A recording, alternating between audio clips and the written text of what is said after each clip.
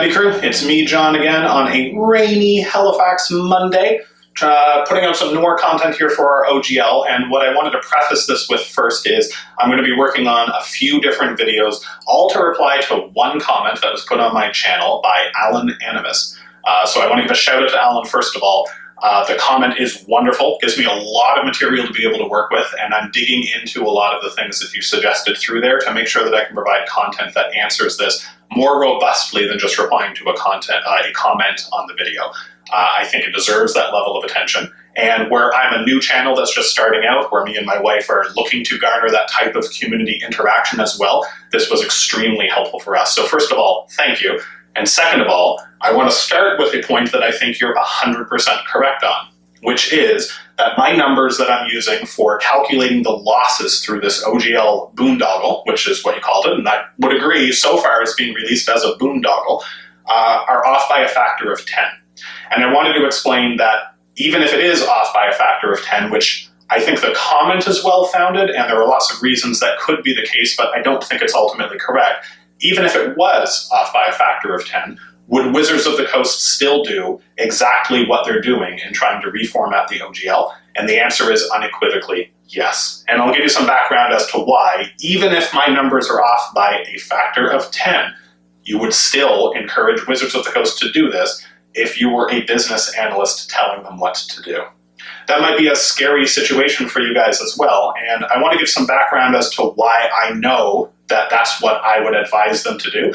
And that's because I've spent big parts of my career doing exactly that. Advising companies as a business analyst, as a data analyst, as a data consultant. We often use these ephemeral terms for this type of job, where you're basically asked by a company to run the numbers as to what activity they should do before they do it. That's not unusual. Lots of companies have that for every different aspect of their company. Before you release a product, you probably want to get some market research as to what you'd be doing. But there is a special field of data analysis where what you're looking to do is what's often colloquially called a hostile takeover. How would a company fight off their competitors or destroy their competitors in such a way that they can take over the rest of the market? Now, in the real world, there's not a lot of situations where that can happen, but there aren't a lot of situations like the OGL. It's a very unique contract that lawyers have a lot of fascination in studying. I'm not a lawyer, although oddly I actually did write a bar exam. I've gone to school to be a lawyer, and I decided to have a career change with that 20 years ago at this point. It's been a while, but I'm not a lawyer. I don't know the ins and outs of a contract. What I do know the ins and outs of is how to do this type of business analysis without having all the raw data that I would be provided as a consultant. So to give some background with that, because I will not be naming the companies that I've done this work for, not only because I don't think that's in my best interest to continue getting that type of work in the future, but also because I do have some NDAs and their lawyers are better than mine. Since that's the case, I wouldn't go into the details of which companies I've done it for, but this is essentially how the process would work. There is someone on payroll at WOTC, or more likely an outside consultant that they would have hired with a specific question in mind, which is, here's what we're facing with D&D. They would give them the total market share that they have, what they think the IP is worth, what their sales are like, what they know about their competitors like Paizo and Green Ronin and all the ones that they're using. They would compile all of that data together, and they would say, how should we put these competitors out of business? How should we put Paizo out of business? They would ask it point blank, and they would say, you're sworn to secrecy. We need to confirm that you've never worked for these competitors or anything and that you won't be working for them in the future. Often that's because they're already on payroll at WOTC. Often it's because they'll have that type of non-disclosure agreement that's pretty ironclad. And typically those types of data analysts will do exactly that. They'll keep that information perfectly secret because at some point in the future, they'll want to go work for another company and they don't want their name being tarnished as someone who can come in, look at the data, advise, and get out. If you're wondering if that's soulless, I'd agree with you. Part of the reason that I know that I can relate to this, maybe it's easiest if I explain this in some D&D terms. You are all familiar with a D&D alignment. If you play a different game, I'm sure they have something similar. For those that aren't familiar, you've probably seen things like, is someone under a lawful good alignment or a lawful evil alignment? My answer for me is I'm neutral. I can be swayed in any way because I don't care if what I'm doing is moral or immoral. That's terms you guys can argue over. I don't care if you view it as a good or an evil thing. My business is my own, my freedom is my own, and I do what I like. You're probably thinking Wizards of the Coast would be something like chaotic evil, and they're not. Companies, all companies, including Wizards of the Coast, is neutral. They're just neutral. They are not motivated by any sort of feeling. They're not motivated by any sort of alignment to a god or a further belief or to a fan base or anything of that nature. They're actually not aligned to that. They're aligned to making money, which doesn't really fit into any of those other alignments. Now, for some companies, the best way for them to make money is to be really respectful of their fans. And for other companies, it doesn't matter what they do. For example, tell me your bank respects you. Tell me your cell phone provider respects you. Does it hurt their business? Do you think there'd be a cell phone provider that would do better business by respecting and loving their fan base? No. I think you guys already know the answer to that. It's the type of service that is an essential service. You kind of need to have a cell phone in this day and age. And it doesn't really matter how the cell phone provider treats you because you have to go somewhere for your cell phone. They just have to be less terrible than the alternative, or the only alternative that you can get because the other ones have decided to disown you, or they're not in your area, or something of that nature. Your fandom of AT&T or TELUS in Canada doesn't add up. It doesn't matter. It's not a factor they're weighing. Wizards of the Coast is in a different factor, and Paizo is in a different factor. So for example, if you were to tell me, I'm pretty sure that Paizo really values their opinion of their fans, I would agree with you, because Paizo is infinitely smaller than Wizards of the Coast. Wizards of the Coast, with their market share, if you try to tell me they value their fans, I would say it depends on the context. Do you value the fans because they make you the most money? Maybe. Then they probably value their fans. If you're saying they value their fans and money is secondary to them, it's not. That's also true for Paizo. Paizo is also neutral to keep with the D&D term. All companies they don't have their own beliefs. They're just a vehicle for making money. They follow whatever makes them the most money. It would be like saying Ferrari and Honda are after a different set of customers. They are after a different set of customers, and therefore the activities that they do to garner those customers, the way they advertise to those customers, and the products they make for those customers are very different. Even though they're both cars, by and large, they're very different for a different set of customers. Paizo and Wizards of the Coast are in different classes, but they actually serve the same type of customer. Anyways, all aside, let's put yourselves in the shoes of that data analyst, of that person who's sitting there, who is probably someone like me. To be blunt, someone on the spectrum who often views themselves as neutral, and the reason that is the case is because they can be swayed easier to go to either side, and the reason that they can do that is, to be blunt, because they have to fake it so long with the different groups of people that they're in. When you fake something for almost your entire life, when you become that kind of actor, you get better at recognizing when other people are faking it too, and you get better at being able to switch those hats on and off for what you're doing. You might not like that answer because most people are not neutral at their core. I'm telling you I am, and I'm telling you that's why I can see what businesses are doing a little bit better than other people can. It's why it's my job. It's a job that I like. Or at least I like enough because it gives me what I actually like, which I won't go into because I'm neutral. I can be swayed either way. Here's the important part. When they did this calculation, and they did do this calculation, they would expect that in changing the OGL, there would be pushback to it. Now, I do not think they anticipated having the OGL leaked prematurely. That definitely put them on their back feet a little bit. And it could mean that the losses that they'll experience are worse than we would have anticipated. What is important is they definitely went into those calculations. I promise you some heartless accountant, sat there and told their heartless CEO and the heartless board of the company, because none of those things exist within companies, there are no hearts, exactly what to expect. They could have done the data wrong. They could have been provided incorrect data from Wizards of the Coast, but they did sit and calculate what the fallout would be expected to be, and then determine, is that worth it to them? So, There's a couple things that the company would know or would assume to be true that this data analyst would have been provided with. That's why I've been framing it exactly that way throughout my argument and my exploring of this OGL. One of those is that we all know a company's only purpose is to make money. Everyone who does this for a living and everyone who studies and works with and goes to upper management in companies understands exactly that purpose for companies. We also understand that we don't tell the everyday people that. We do not sit and tell the fans of a game, hey, we're just here to take your money, because they will give you less of the money if you tell them that. You lie to them and you tell them that you're interested in whatever they're interested in. It's not untrue. It's not a simple lie where you're just doing the opposite of what you say, although they would if that would make them the most money. It's a more complicated lie than that. What you're really doing at that point is you're garnering your best options to make money, and you're taking on some degree of risk in the behaviors that you're doing and some degree of chance that the products that you're releasing and the services that you're releasing will not make money. So Wizards of the Coast would have been comfortable taking a loss if the benefit that they get from that loss is worth it. So here's the scenario for Wizards of the Coast. Given that they are a company that needs to make more money, they are looking for a path to make more money.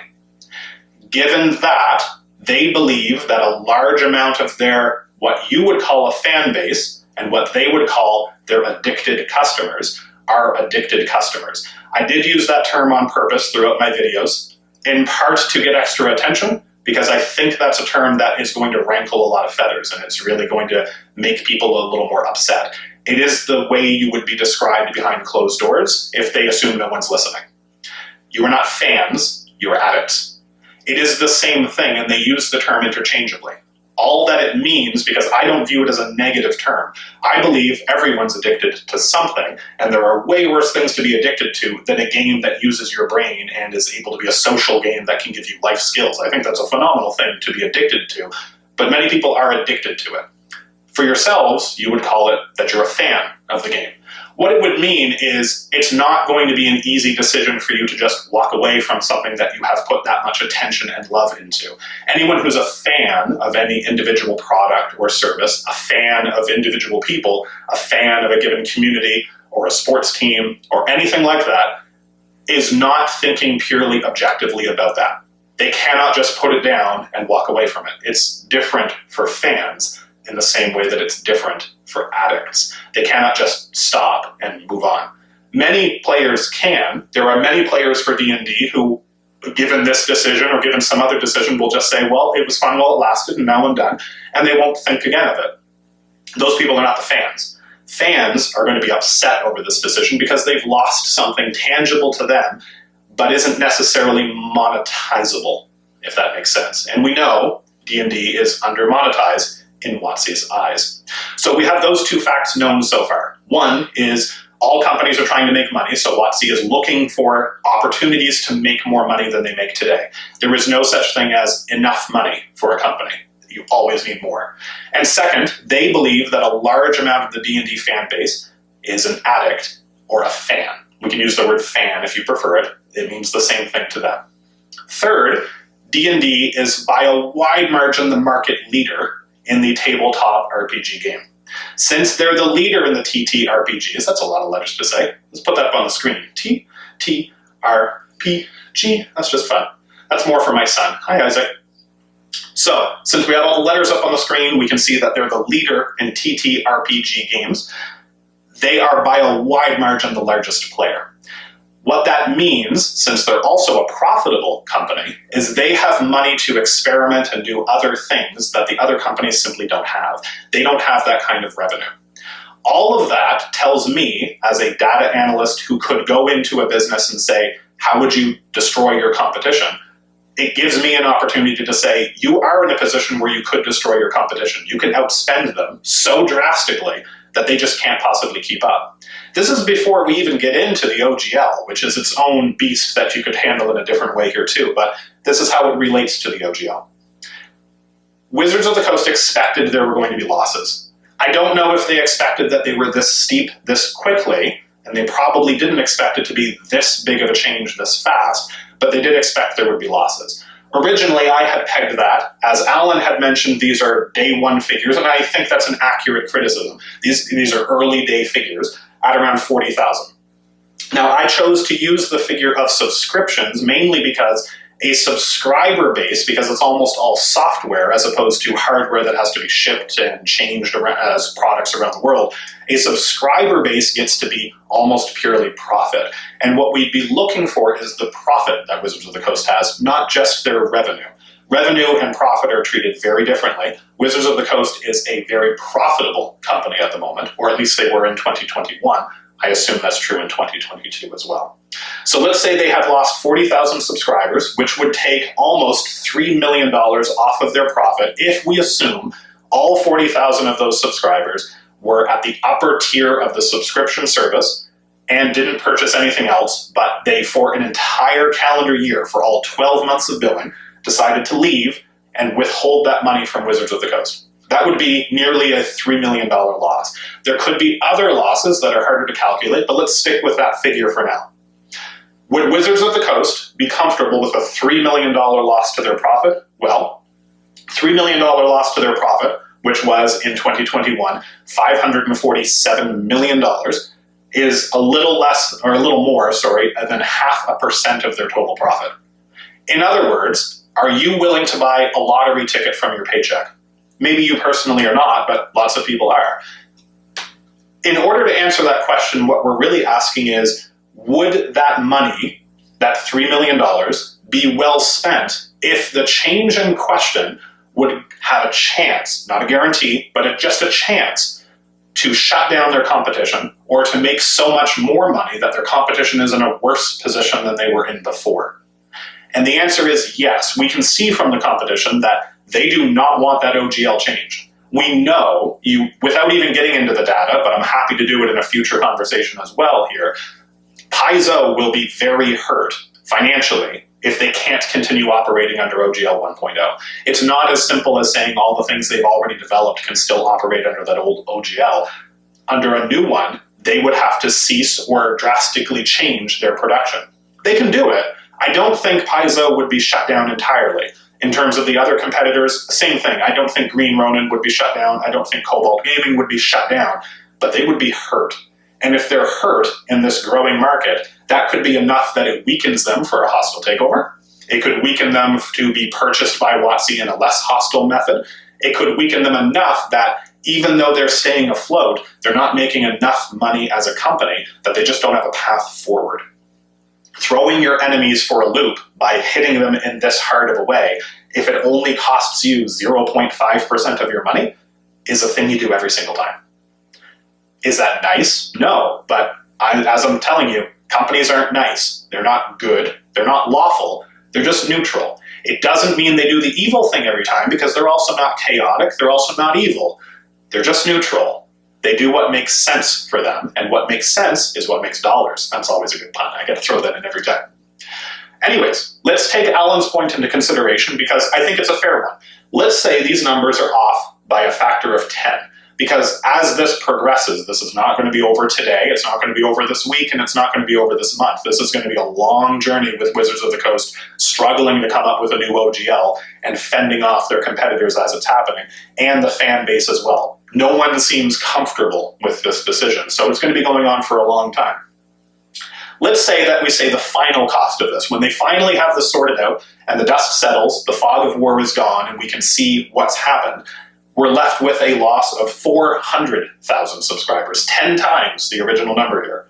And that would total $30 million lost. Let's say that Wizards of the Coast loses $30 million in profit. For comparison, the whole revenue of Paizo is maybe half that figure. It's hard to find an exact one because they're not a publicly traded company in the same way.